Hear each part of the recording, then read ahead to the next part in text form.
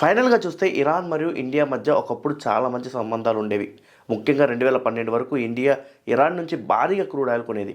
కానీ 2014, 2015 తర్వాత పరిస్థితి కొంచెం మారింది. కారణం యునైటెడ్ స్టేట్స్ ఇరాన్ మీద పెట్టిన ఎకనామిక్ శాంక్షన్స్. 2015లో ఒక పెద్ద ఒప్పందం జరిగింది. Iran nuclear deal JCPOA. ఈ ఒప్పందం ప్రకారం ఇరాన్ న్యూక్లియర్ వెపన్స్ తయారు చేయకుండా ఉంటే ప్రపంచ దేశాలు శాంక్షన్స్ తీసేస్తామని చెప్పారు. ఇరాన్ కూడా అప్పట్లో ఆ ఒప్పందానికి ఒప్పుకుంది. కానీ 2018లో యునైటెడ్ స్టేట్స్ ఒక ఒప్పందం నుంచి బయటకు వచ్చింది. దాంతో మళ్ళీ ఇరాన్ మీద శాంక్షన్స్ పెరిగాయి. దీని ప్రభావం ఇండియా మీద కూడా పడింది. చివరికి 2019 నుంచి ఇండియా ఇరాన్ నుంచి క్రూడ్ ఆయిల్ కొనడం దాదాపు ఆపేసిందండి. అయినా కూడా ఇండియా పూర్తిగా ఇరాన్ నుంచి దూరం కాలేదు. చాబర్ పోర్ట్ ప్రాజెక్ట్ ఇంకా కొనసాగుతూనే ఉంది.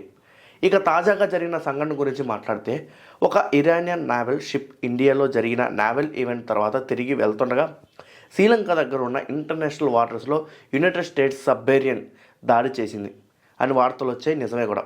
ఈ దాడిలో సుమారు 80 మంది పైగా ఇరానియన్ సైనికులు చనిపోయారు. కొంతమంది గాయపడ్డారు కూడా. అంటే 32 మంది అంచనా వేస్తున్నారు, బట్ అది పర్టికులర్గా సంఖ్య తెలియదు. గాయపడ్డారు, ఇంకొంతమంది గల్లంతయ్యారు కూడా. ఇక్కడ ఒక ప్రశ్న వస్తుంది, ఇండియా ఎందుకు బలంగా స్పందించలేదు ఈ అమెరికా దాడి ఘటన మీద? దానికి ప్రధాన కారణం, ఇండియా ఎప్పుడు డిప్లొమాటిక్ బ్యాలెన్స్ పాటిస్తుంది. ఒకవైపు యునైటెడ్ స్టేట్స్తో స్ట్రాటజిక్ పార్ట్నర్షిప్ ఉంది, మరోవైపు ఇరాన్తో హిస్టారికల్ రిలేషన్స్ ఉన్నాయి.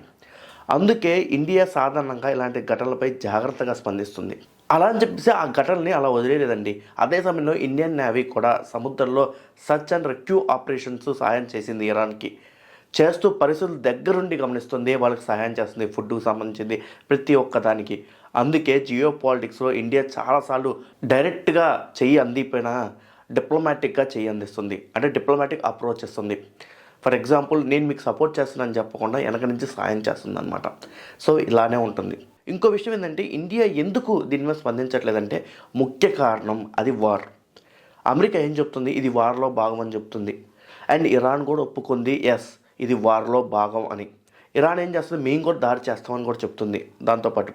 సో ఈ వార్లో అనేది, రెండు దేశాల మధ్య వార్లో అనేది ఇంకో దేశం అనేది దూరకూడదు. అండ్ ఇంటర్నేషనల్ వాటర్స్లో జరిగింది అది. సో మన ప్రభావం ఉండకూడదు, అందులో మన సంఘీభావం ఉండకూడదు. ఏదైనా సివిలియన్ షిప్స్ మీద దాడులు జరిగితే అప్పుడు స్పందించవచ్చు ఇండియా. ఎందుకంటే అదొక హ్యూమన్ రియాక్షన్. అది ప్రతి ఒక్కరికి జాలి దయ ఉండాలి కాబట్టి స్పందిస్తారు. అదొక యుద్ధ నౌక, తనే కాపాడుకోవాలి. అండ్ దాని మీద జాలి దయ అలా ఏమి ఉండకూడదు, బికాస్ అది వార్లో భాగం కాబట్టి.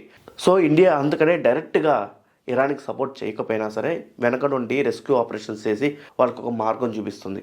సో దీనిపై మీ ఎప్పుడైనా కామెంట్ బాక్స్లో కామెంట్ చేయండి.